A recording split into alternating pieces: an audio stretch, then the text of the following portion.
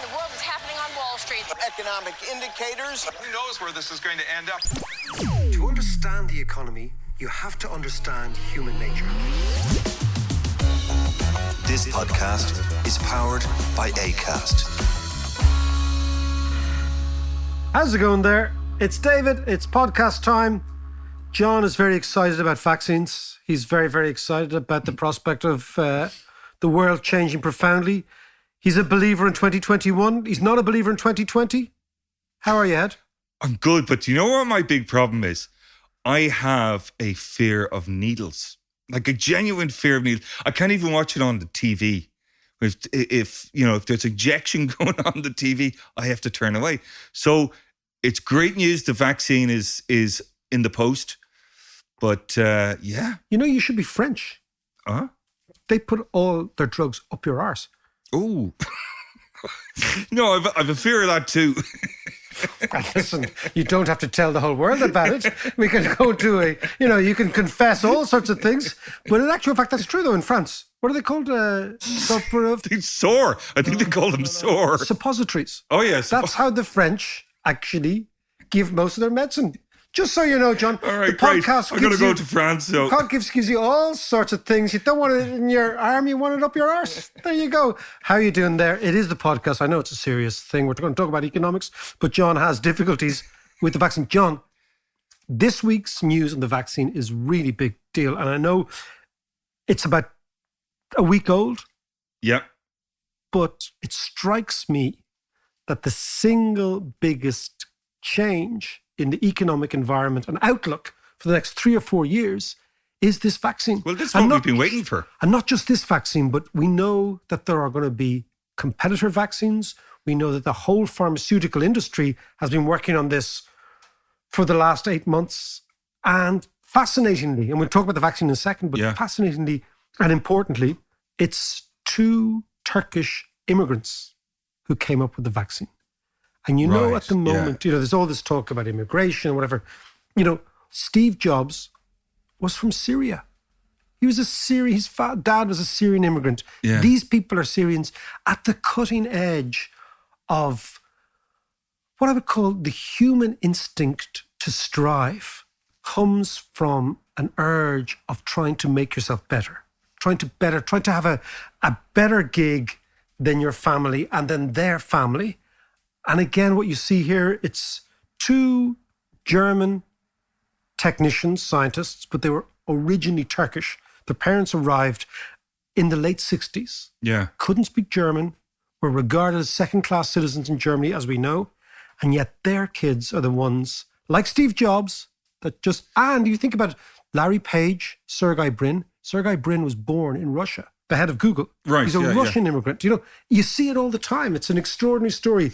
But it's the migrant attitude has that kind of, once you go away, you're on your own, you have to survive. So there's a different kind of mindset, which gives you more of a drive and a resilience because you are on your own. Yeah. No, it's true. And I don't want to talk about Brexit today because it's going on all around us. But, one of the fatal flaws in the Brexit plan is this anti-immigration thing. Yeah. Absolutely. That you put white culture over and above the gorgeous soup, jigsaw, mélange, whatever we're talking, that is multiculturalism. Yeah. Because multiculturalism produces these fantastic people and produces vaccines. Yeah. But come here, tell us. I mean, it's brilliant news that the vaccine is on the way. And there are going to be more than just the Pfizer vaccine. The other great thing about what's Pfizer's other great product? Viagra! So you got kind of a vaccine and a bit of Viagra as well. Yeah, just to balance it out. I have a mate of mine who was talking to me years ago. Do you remember about 10 years ago? It's not anymore, right? Remember, you go to a soccer match or a rugby match, right? Yeah. In Dublin. Yeah. And there'd be Alwyn's selling Twixes and cans of Coke. Yeah. And anyone hats or scarves and a few cans of Coke. Mates of mine were going to a rugby match recently. Hats or scarves, cans of Coke. And Viagra, the Alwyn's were selling for the weekend. Something for the weekend. Exactly. But isn't that brilliant that Alwyn's were selling Viagra outside Lansdowne Road? I bet they were just blue Smarties. To rugby lads whose peckers were not going to work after 20 pints. But there you go. Come here to me. So it's great news with the vaccine. But there's a whole load of implications for things like the economy, as you said, for migration, for investment policy. You know, talk us through some of those. I mean, the first thing is, let's step back, right? What I think is that in general, the economics profession and the forecasters haven't taken on board the significance of this. And the reason they haven't done is because in a lot of ways, economic models and economic forecasting, John, is very, very what they call static. It's not dynamic, okay? Yeah. It doesn't take in all the variables. So if you think this is such a game changer, so for example, up until last week or 2 weeks ago, lots of people saying, well, will there be a vaccine? Will there not? I'm not too sure. Will it work? Will it not? Etc. Right? Now we have evidence that this thing works, right? Yeah. So that suddenly changes 2021 and 2022 in a dramatic way. In a way, the pandemic is over. I mean, I know this might sound premature, but there is light at the end of the tunnel. Like if the vaccines work, then very soon COVID becomes a thing of the past. Yeah. It was an unusual experience, but it's something that we dealt with. Yeah. In fact, science triumphed, right?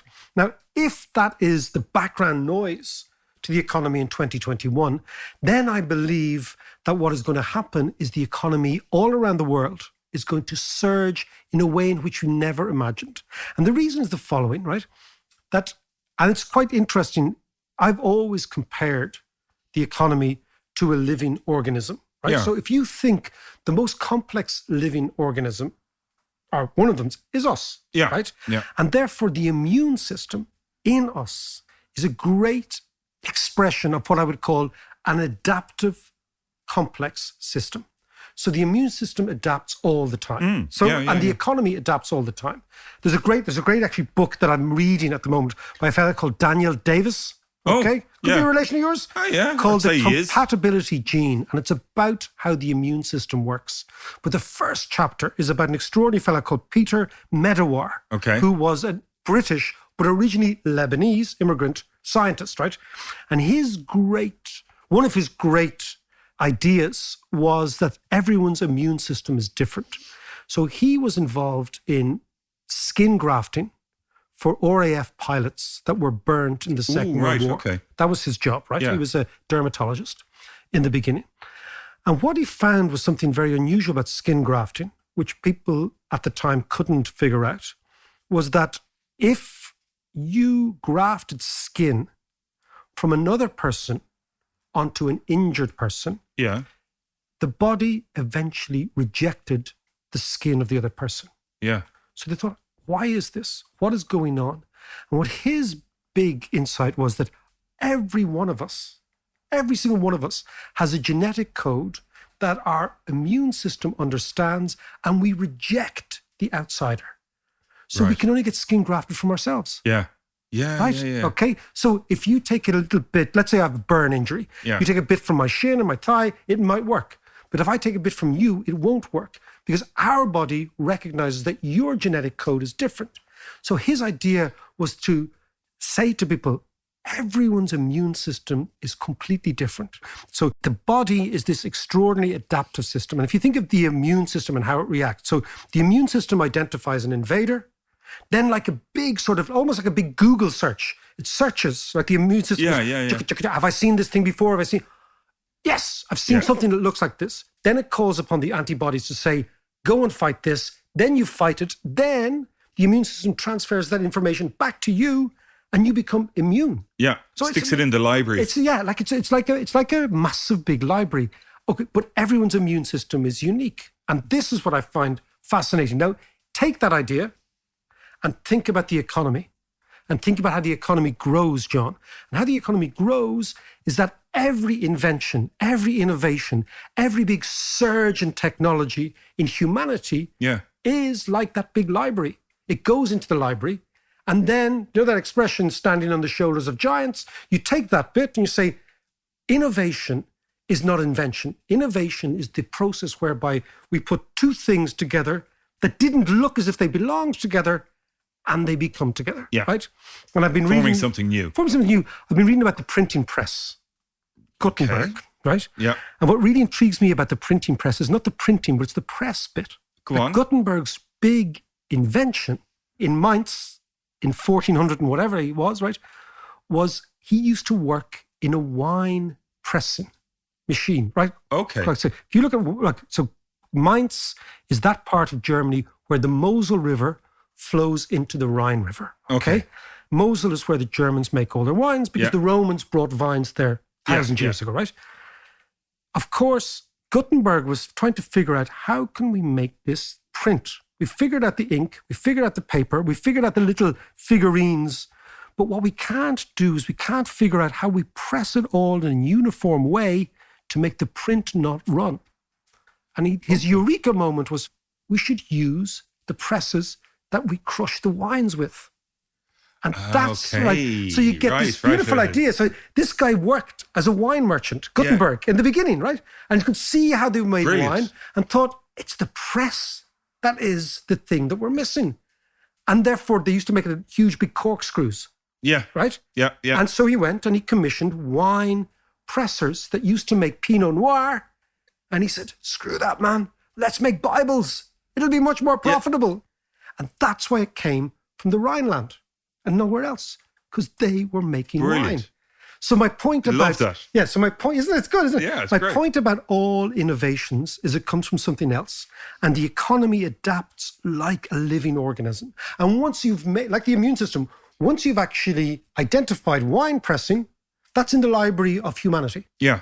And we move on from there. Yeah. And we might come back to humanity. And then we tweak it and improve it. And the immune system's the same thing. Once we identify this COVID thing, it's in the system, it's in the library, it's in the search engine. Yeah. And you type it in.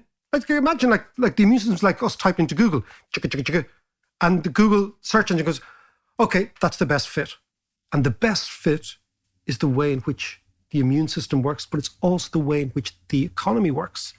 The economy works. So talk to me then about the economy then and how that's the implications of this. So therefore, the excitement that this will engender in us, in everybody, I'm going to go out, I'm going to spend, I'm going to do this, I'm going to do that, will have a much greater impact, I believe, in 2021 on the economy than the mainstream economic forecasters are saying. They say, well, it might work, it might not work, etc.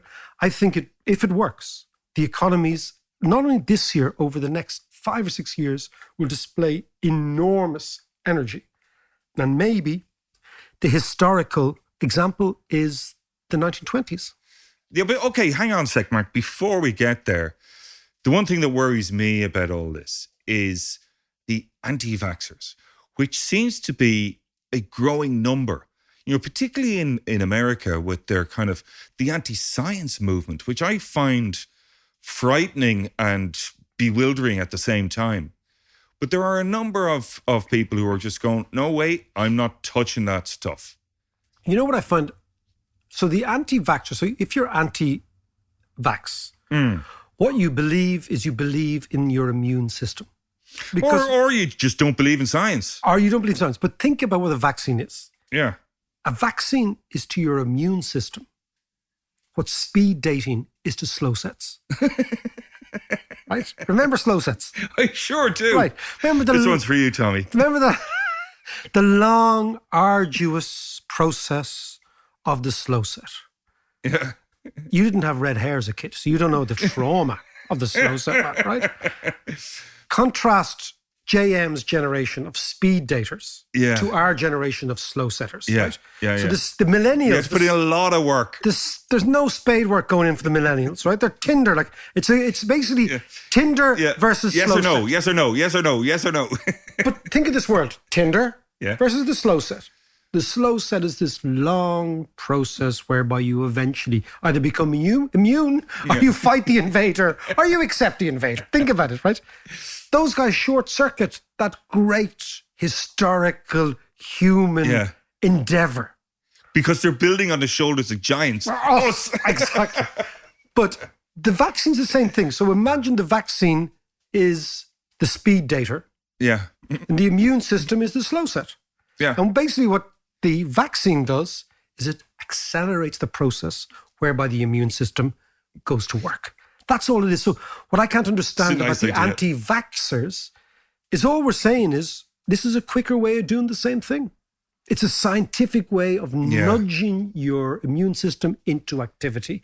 into reactivity, into actually doing what you already believe the natural world allows your immune system to do.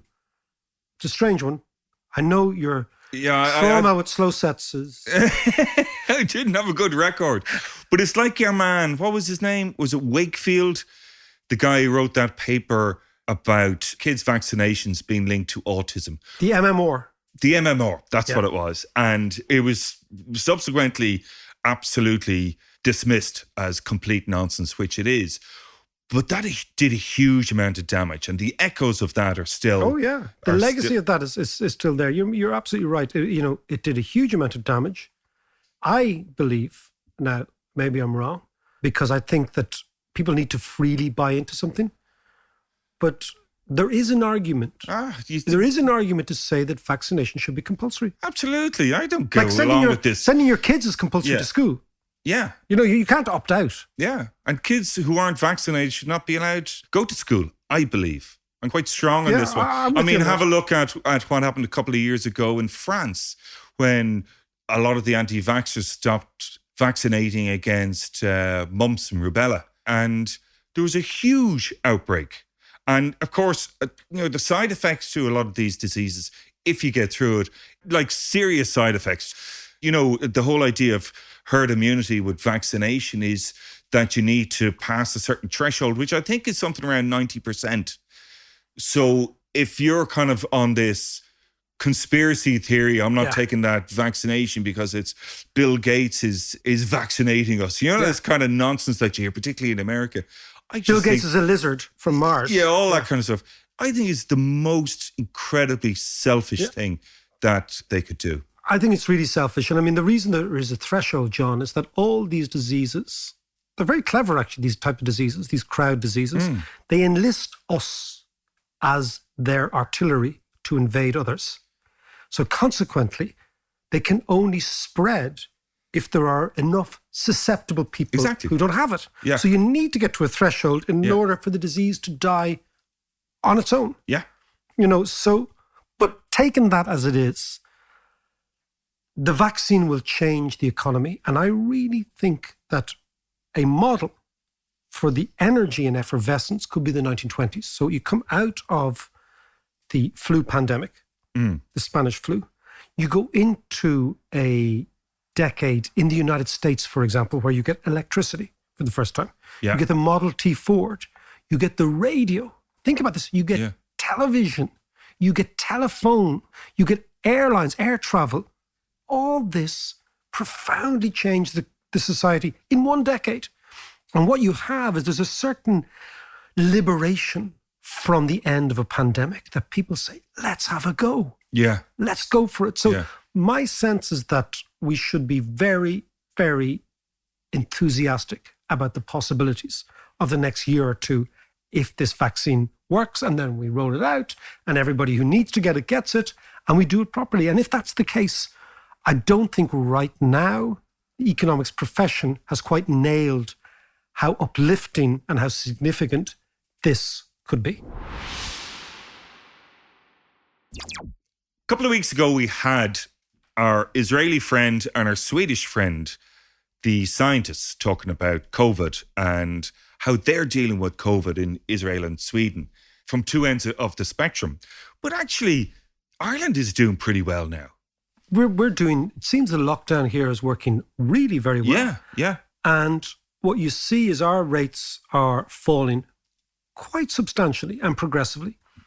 But what is worrying is that outside of this island, COVID is going through the roof. France, Germany, Italy, the UK. The UK is the gone. UK had 50,000 deaths. Yeah. And the way in which we could look at this is if all the rest of the world, so we're this little small island, right, is deteriorating, it means all the emergency economic levers that were put in place to deal with this are going to last for a longer time.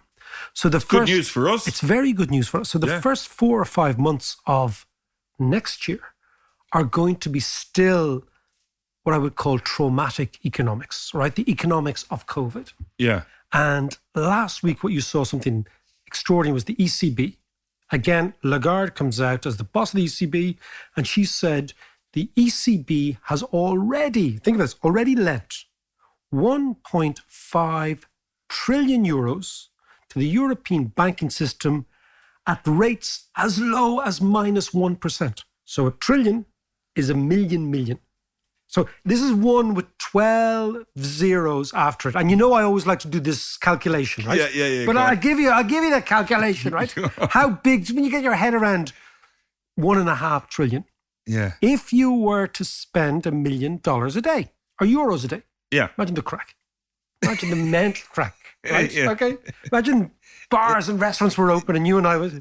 It would take us 4,109 years spending 1 million euros a day to spend 1.5 trillion euros. Wow. So that's how much You'd be worn out at the end. You'd be worn out. Yes, you'd be ruined at the end. That's how much money the ECB has lent to the banks. Now the question is, where is it, right? Yeah. So how much of that is going to Ireland? Well, what are we getting out of that? if you What's our think about- split, man? So if the Irish banks were to be borrowing the proportion of the European banking system that we are, which is about 5%. So our economy is about 5% of the euro economy, right? Okay. So working off that, we're talking about 1.5 million millions. We're talking about 5 or 6% of that, which is about 9,000 million. So 9 billion. 9 billion okay. euros should be sloshing around. Has been made available to the Irish banks if they want it. Yeah. At rates, think about it, rates as low as a minus 1%. Right. To lend to the Irish economy. So forget all the government grants, forget all that sort of stuff, right? Yeah. The question is, where the fuck is it? You talk to any small business, they can't get a loan. Even worse, John, I was reading in the paper this week that the Irish banks were saying, well, we are prepared for bad loans. How the fuck can you have bad loans when you have 9 billion available at minus 1% interest rate? You cannot have. What is going on here then? So basically, what most small businesses want is interest only, is a moratorium on their debt, right? Yeah. So basically, they have like an interest only mortgage, right? And they want to say to the banks, do you have this money? And the ECB has already said, well, yes, the Irish banks have, if they were going to take out 9 billion. 9 billion would be enough to solve all our problems. Yeah. But you talk to small businesses, they say they can't get money. You talk to the Irish banking system and it's saying we're preparing for bad loans. So think about the logic of this, right? The Irish banking system is preparing for bad loans. That means our policy, Pascal Donoghue's policy, is we will allow good companies to go bust because they don't have cash flow. Then those bad loans will be on the Irish banking system. Then the way it works is the Irish banking system will sell those loans backed by those assets. So let's say you're a hotel and you have a loan. It goes bad. What backs the loan is the collateral of the hotel, the building, etc. The Irish banks will sell those loans at a discount to vulture funds. Remember our friends from a few years ago? Yeah. They will warehouse the loans because they can sit in those loans because they have money. And they will sell those loans back to a new hotelier in 4 or 5 years when the economy recovers. And they will take a twist in the middle. The Irish policy, therefore, is absolutely about enriching vulture funds who can opportunistically right now take those loans because they have the capital, and penalising Irish small business, all being done through the Irish banking system, of which one of the banks, AIB, the biggest bank in the country, we own. Yeah, I know. Can you think about how crazy it is? Whereas what they could be doing is go straight to the ECB, issue an Irish government debt, take X amount of that 9 billion and drop it into the economy in helicopter money. Give it to the people so the people don't go bust. Yeah. So there is no bad loans. So the economy thrives and we move on. So is this a classic case of a good policy badly executed or just... A good policy, not even badly executed, John. A good policy offered to people who don't understand what's been offered to them. That's even worse. The Department of Finance and the central bank don't actually understand what the ECB is trying to do. So the ECB is trying to say, we want to prevent mass bankruptcy because we know that bankruptcy is contagious. So if you're a small business and you go bust, then you don't pay your supplier. That supplier doesn't pay his supplier or her supplier, and you get this downward spiral. So the ECB is saying, in order to prevent that, we're going to give you all the money you need. Yeah. And we can forget about it because you know what? We're going to give it to you at minus 1%. So we're taking the risk on our balance sheet, the ECB. Think about it, right? So what they're saying is, don't wait for companies to go bust. Give them the money now, whichever way you can, to stop this process, to stop vulture funds making a fortune, to stop the banks not doing their job. And I think the best way to crystallize this conversation is let's actually talk to somebody who is at the coalface trying to survive. An old mate of ours who runs a hotel down Dunleary, employs a lot of people, is trying to get through this, see what his reality is, and the difference between the rhetoric of the government and the reality of small business. Just a little bit of background. John and I were brought up on the same road as you've known for many years. People who listen to the podcast a long time. And on the road, it was almost your right was to have a nickname. Now, the nickname was a term of endearment. He's JD, but I never call him that. But it was Bill Kenny who christened me JD. Later doors then. Yeah, it was, yeah. But almost everyone had a nickname. And of course, I was Macker because anyone with a Mac, it's a very most uninspired nickname. But down the road from us was a fella whose name was actually David, who I don't know how he managed to get lumbered with the nickname Fla. Now, to fla, a fla, he's a fla, she's a fla in Cork. Anybody from Cork will know exactly what it means. You're a fla. You're a fla, Fla Larkin, who runs the Haddington Hotel in Dunleary. How did you get the nickname Fla? Oh, lads, that's a podcast in itself. But in short, it's pretty boring. But a guy called Kieran Mahon, who we both know. Whose nickname is Cheers, Mahon, by the way. Cheers. He's not known as Kieran, his name is Cheers, right? Came back from an under-12 CBC Cork match and discovered what Fla means in Cork, and bizarrely gave it to me. And I think I must have been about 8, so no relevance to what it actually means. You embraced it, Fla. You embraced it. And you're now known as Fla. Yes. Your kids call you Fla? My kids call me Fla. My friends call me Fla. Yeah. It's just, it's stuck. And are you known as Fla in the hotel? Yeah. Or Flavio in Italian. Flavio. It's like somebody in Cork being called a ride. That's on the Italian side of Windsor. Anyway, Fla, let's talk about what it's like. You're running the Haddington Hotel. I've been watching it for years. You took it over, 5 years ago. You've built it up. Good custom. Then COVID happens, stopped. Cash flow is a problem. What is it like now for a small business hearing what the government is saying about grants and aids and assistance and contrasting that rhetoric with the actual fact, the actuality of trying to survive? Well, the rhetoric is an issue, and I'll come back to that. But my narrative on it is essentially looking at COVID-1, COVID-2, which are still about survival, and they're not really about recovery. So there's no policy around how SMEs are going to recover out of this. But there's very little difference in COVID-1 and COVID-2. We're closed. There's no cash flow coming in. So therefore, there's money going out, no money coming in, and you can do the maths. The only difference is that in COVID-1, there's a bit more credit in the bank. There was wage supports were there, and I know they're still here. Grants were available, moratoriums critically on banks and landlords, even on energy companies. For a hotel like ours, we would burn about 100 grand a year in energy. Revenue was supportive. And then COVID-2 came along and we were closed again. And that's much tougher. But the environment is much more difficult because moratoriums are gone. Landlord pressure is back because landlords have to make money too. There's no forgiveness from energy companies. And therefore, there's less on the credit side and there's a lot on the debit side. So the difference is that when we were going into COVID-2, there was a much greater tightening of the wage support scheme. It went from a reasonably generous wage support scheme, a blunt instrument in COVID-1, probably too blunt, to a narrow focus around €203.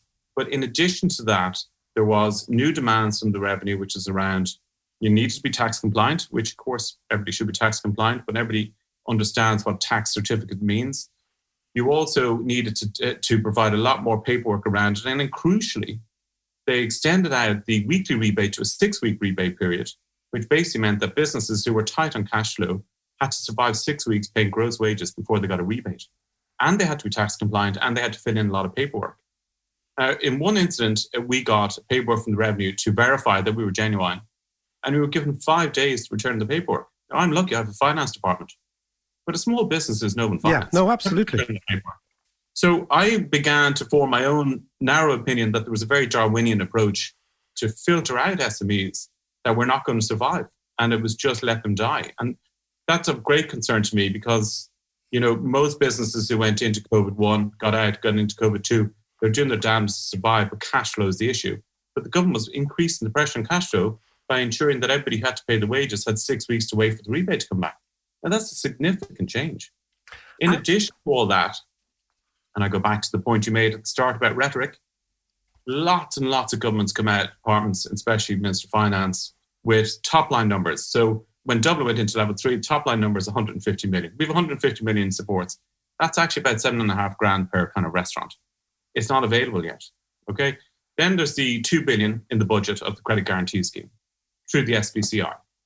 What is the SBCR again? Just explain that to me. The Strategic Banking Corporation of Ireland is essentially what it is, and it's a targeted filter of European funds that essentially get funneled and channeled through the pillar banks. It's the point you've raised in previous podcasts. And so essentially from the business, the SME point of view, we still are dealing with a normal bank. We have to go through the bank credit review committee, and it's an arduous task. It's very difficult. Going back to 2008, 9, 10, when there was very little discipline around loans, now there's the complete opposite, and it's very, very difficult to get loans through. So the 2 billion credit guarantee scheme that was announced with a lot of fanfare. But what's the reality? Last week, as all the papers reported, 44 million has been drawn down of the 2 billion. So out of 2,000 million, 44 million has been drawn down. So this is a joke. Yeah, so I'll give you a personal insight. So one of the biggest problems that has not been sort of publicly announced is that you cannot avail of the SBCI loan by the pillar banks to refinance existing loans. Now remember, this is about survival still. It's not a recovery-focused policy, which it should be. So to survive, we need to basically refinance existing loans. Most SMEs use cash flow profits and bank borrowings to continue to grow the business. And I'm an extremely strong case on that. Now they've come out with a dedicated COVID SBCI loan. But the problem is you can only avail of that loan if A, you were lent money in the middle of COVID, so by definition from March the 18th onwards, or B... Which, hold on a second, nobody was taking out loans in the middle of the first COVID, simply because everyone was petrified. Yeah, so what they were giving out was some overdraft facilities. So when I questioned this with one of the pillar banks that I deal with, the average overdraft that was given out was 20 grand. And essentially what they're doing now is converting that 20 grand into an SBCI loan, which is 80% backed by the government. And the overdrafts are disappearing. And so now it's all been wrapped up under the SBCI. So, if I can just stop you there. So what the government is actually doing, it's de-risking the banks and nothing else. Yeah. Yeah, but very small amounts still. But in very small amounts. Yeah.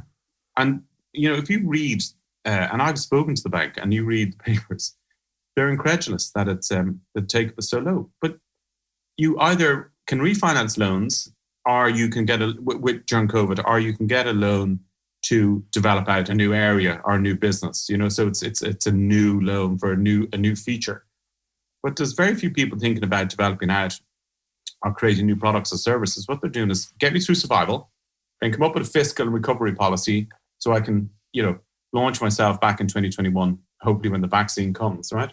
So we have this 2 billion heralded scheme, 44 million drawn down. It's not going to get much bigger. And we're back to this complex procedure of having to apply for a loan. I've gone through it. I've written cash flow plans, and then a week later, there'll be a policy change in government due to a worsening COVID crisis. That's ripped up. How can you write a cash flow plan if you don't know if people can come in from the outside? So it's very difficult, but you have to continue to write cash flow plans. And, you read about things like, there was the investment bank in Canada, I can't remember the exact name, they were lending 100,000 Canadian dollars within 48 hours. Yeah. There are ways to do this, to get money to SMEs much, much quicker. Whether you do it through the revenue or you bypass the pillar banks, or you said on previous podcasts, we own AIB, let's use AIB to do it. But there has to be a way of getting cash into our bank accounts, because the greatest fear is the inability to pay people, and the knock-on effect, the contagion is huge. So we have to have money, our access to money. If the European government are saying you can borrow money at negative interest rates, why is it so challenging to get it to the SME sector?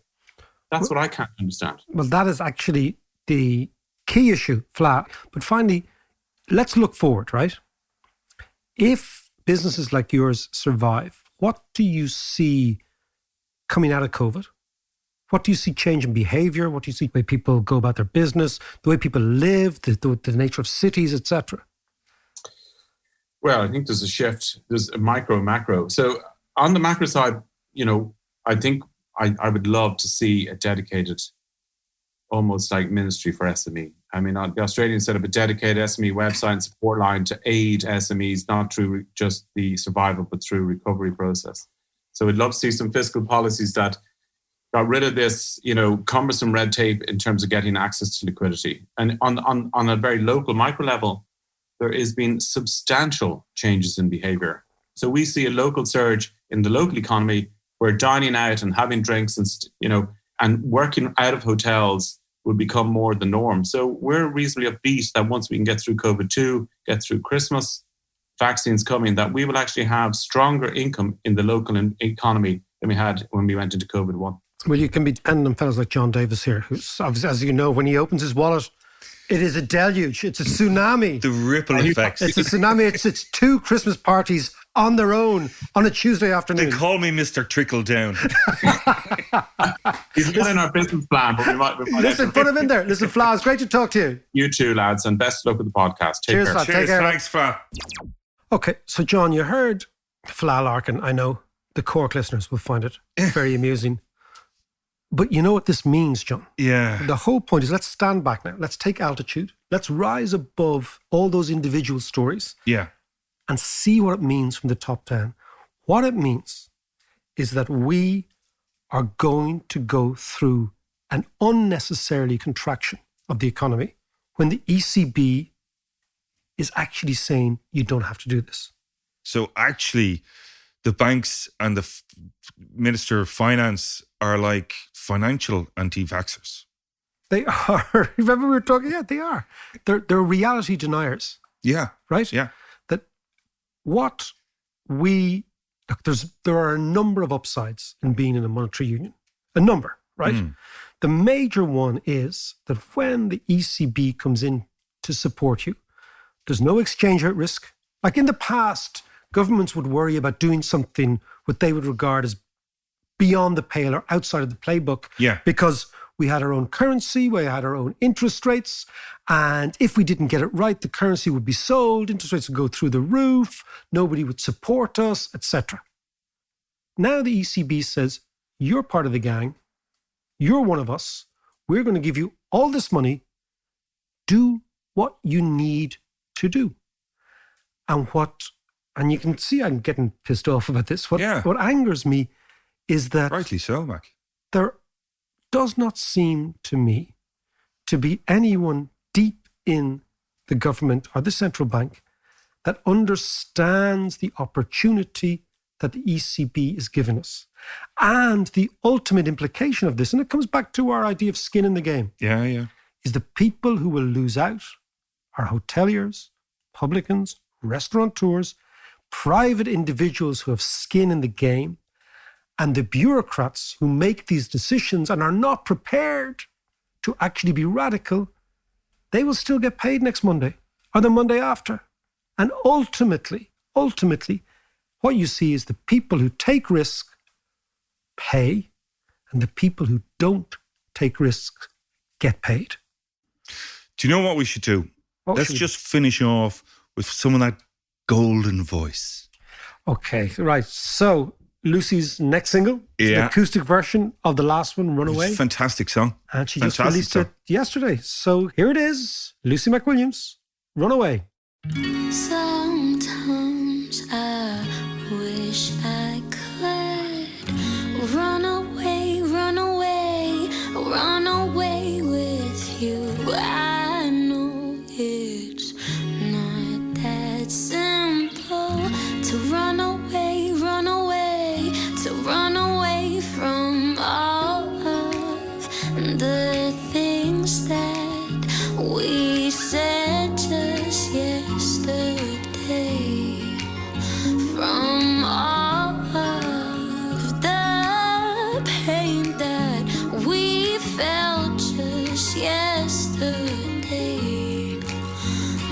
know deep in my bones that I need you.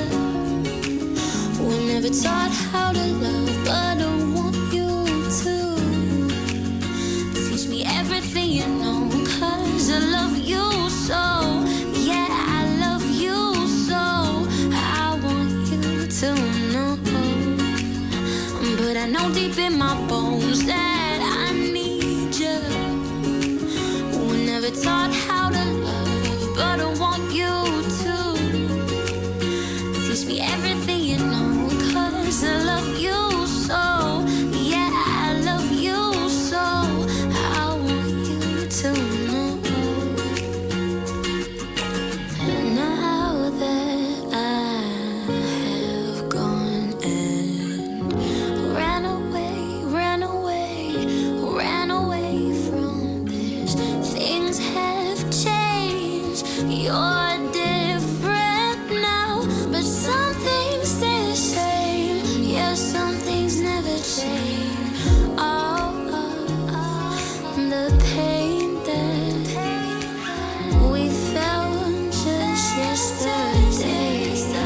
From all the pain that we felt just yesterday. But I know deep in my bones that I need you. We're never taught how